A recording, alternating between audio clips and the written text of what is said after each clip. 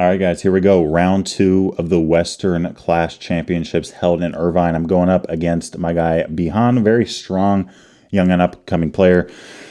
I played this move of pawn to g3. Pawn to g3. I'm going for my hippo. I'll go with my usual 1 and 2, but now I see the move of g6. I would usually play d3, but I don't like this bishop being on g7 without my pawn being on b3 if I can help it. So let's play b3 here. Get this bishop to b2 fast so that we are fighting for this diagonal, so that we don't have to worry about any of that kind of tactical stuff going up against our rook, and then play e3, and then knight e2, right? Go in this kind of move order, and we get the following position. I play h3, queen c7 is played, and we're in an interesting spot. And I actually think that Bihan here shows how to play against the Hippopotamus Defense well. And you know, one of my friends actually says when it comes to the hippo, don't fight the hippo. When you're playing against the hippo, don't fight it. Don't go after it. Give it a hug. Give it a hug. Just hang out, right? And that's true here. In this game, there were a lot of moves that black could have played at certain points to attack, to go crazy. But when you push one of your pawns in the center, one of our bishops activates. It does. And oftentimes white will put their pieces in the center, or they'll bring their rooks to the center, start pushing like crazy, and then just realize, oh wait, the center is locked up. Now the hippo player is attacking me like crazy on the king side or the queen side. Black here, well, you know what? White's going to wait. I'm going to wait. And I actually think that that's a great lesson for those of you that go up against the hippo. Now here I play the move g4. Would I usually play g4? I talk about this quite a bit on the channel. Do I play g4 if it's not with tempo? No. I talk about this in my course as well. You don't usually want to push your g-pawn unless it's with tempo, because you got to be worried about this h5 pawn push. However, here there's a difference, and that's the fact that this d5 pawn is unprotected except for this knight on f6. Now, one way to get that pawn is by playing g5 and then capturing on d5. Generally speaking, central pawns are more powerful and important than pawns on the edge or towards the edge. By taking this pawn on d5, c4 and e4 are now great spots for us. But in this position here, an even better move is just taking it. If you capture with the knight, which is what black would want to do, we go up a pawn. And if you take with the g-pawn, well, now we got knight g3. You have an isolated pawn on h5. We have an isolated pawn on h3. This has 2 defenders. This has 1. How do you defend it? I don't know. If you play h4, knight h5, playing actively, going after the bishop, attacking the knight. And if you take, I mean, the queen captures back. We have a queen on h5 that you cannot kick around. We're looking at rook to g1. I mean, black's losing this position. They're just dead lost. So I play g4 knowing that h5 there is not a good move for black. We now see the move of h6 in this position, and I go, you know what? I'm going to tuck my knight. Tuck the knight there. Look at those central spots. Rook d8 is played. I castle kingside, right? And I'm hoping for my opponent to play d4. I'm hoping for my opponent to play e4 here. I'm hoping for them to play aggressive, crazy chess. But we just see the move of bishop to e6. I play queen e2. Again, d4 here. Is that a good move for black? No. That just gives us more options. We can actually just go, you know what? Thanks for the e4 square. That's great. We're attacking the knight. If you want to centralize your knight, thanks for the pawn on c5. Quick announcement, y'all, that I'm giving out a 30% off discount code for all of my online courses in the month of April, including the Hippopotamus Defense, the Czech PIRC Defense, the PONZIANI opening, how to play knight c3 against the Scandinavian defense, and my new course, over 11 hours in length, how to play the modern Scandinavian defense as black against e4. This is meant to be a lifetime repertoire. If you're interested in any of those, go down to the link below in the description or the pinned comment, plug in the discount code CHESS25, and if you do so before the end of April, you will receive 30% off on your purchase, no matter what course or courses you decide to get. Let's head back to the video. But okay, again, black just makes a quiet move there. I play rook ab1. This is not the engine move, but I really like throwing in this move at certain points. This fits my style of play when I see a bishop on g7. There's a lot of different tactics. Again, I've covered this on the channel, right? I have over 100 Hippo videos, an over 6-hour course on the Hippopotamus Defense. A lot of content on it. When we have bishops looking at each other like this, I know there's a pawn in the way, I know there's a knight, but you never know when things can break open, and it's nice to have this bishop protected. It's also nice to have a rook on b1 just in case c4 is ever played, and we decide to, break open that b file. But rook e8 is played now, and I go with the move of c4. Now again, if d4 is played, we can just take advantage of that spot. All right, that's a good way to play this. But here, black doesn't go for that. Black also doesn't take, which would be great for us because we could take towards the center. And the advantage of that is, look, we have 2 central pawns to 1. Our rook on b1 is active. The downside of that is that d3 is a target. So d takes c4 is actually the best move here.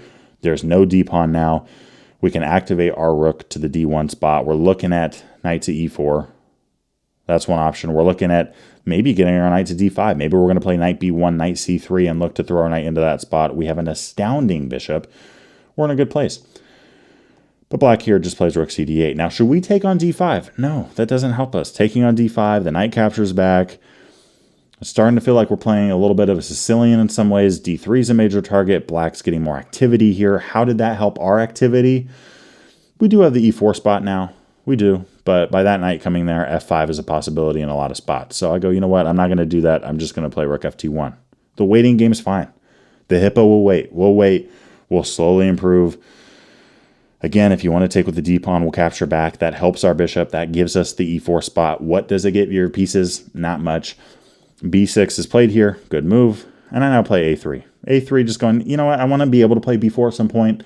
I also don't want to let that knight into the b4 spot. I usually don't play a3 if there's a pawn on c5, but we've been in this waiting game for so long now that I'm like, you know what? I'm going to play a3.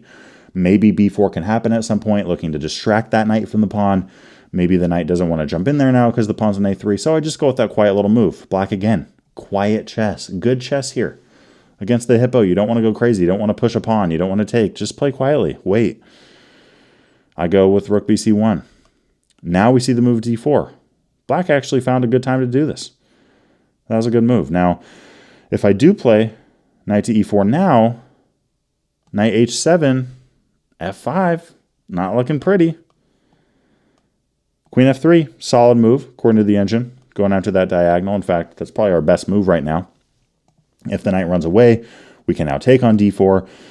If you want to take with a c-pawn, we could push the b-pawn here. We could also play a4. I really like that move. Bishop a3, looking at c5. We want to play on the queen side right now. That's where our activity is. We are aimed towards the queen side of the board, and black has a lot of pieces in front of the king. So let's take some space on the queen side there, try to make a pass pawn, try to get some activity in that kind of way. If the e-pawn captures back, rook e1.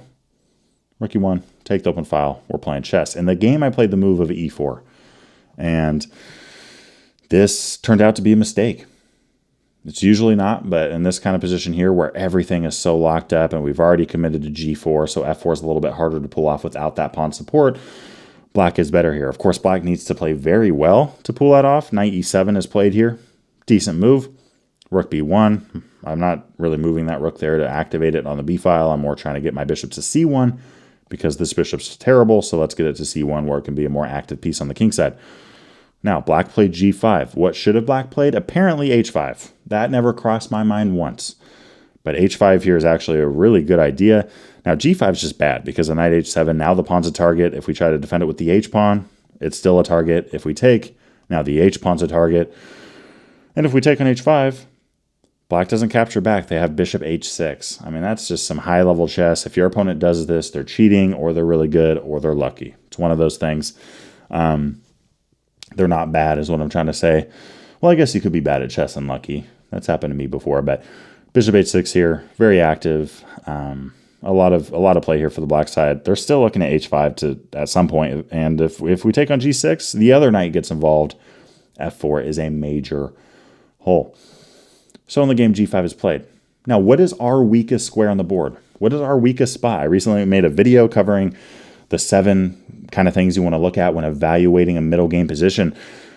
Here, our biggest weakness is f4. Weaknesses is one of the big things we want to look at. f4, that's a hole. This is a square that none of our pawns can attack or defend. What's the biggest weakness for black?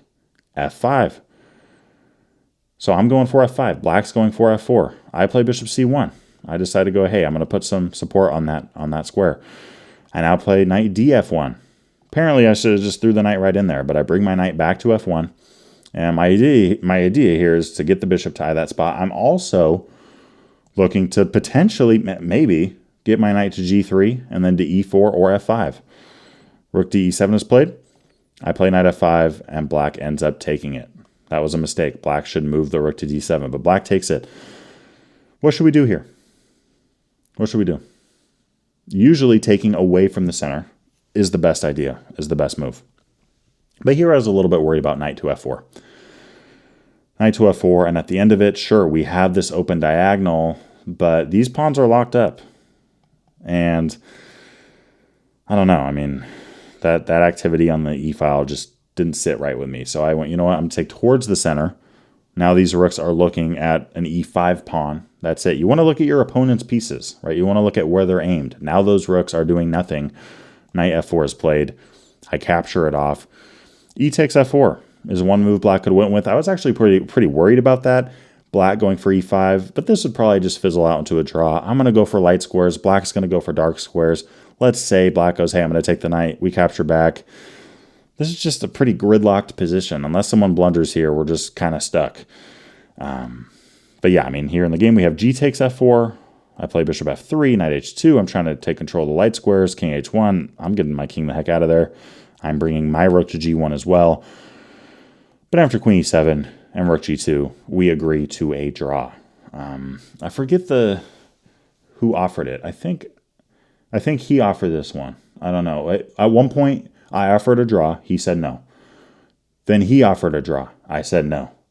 And then I offered a draw. I think it was me here, and we finally agreed to a draw. If you play over the board chess, you know what I'm talking about. But rook g2, we agreed to a draw here. This is just a dead even game. Like black could play bishop f8, for example. If we take the rook, black takes. Sure, we get our other rook over. Okay, the knight goes back. We play knight g4. Black could just defend the knight. Okay, the bishop takes. We're gridlocked here. We have great control of the light squares. Black has great control of the dark squares. Neither side can get through. I'll see you tomorrow for round 3. To finish out, I wanted to give a big shout out to my Patreon community, specifically Walter, Rob, Steve, Rob, Ray, and Roger, and the rest of my Patreon community. Thank you guys for your support. If you haven't checked out the Patreon already, there are some exclusive benefits that you gain by becoming a member.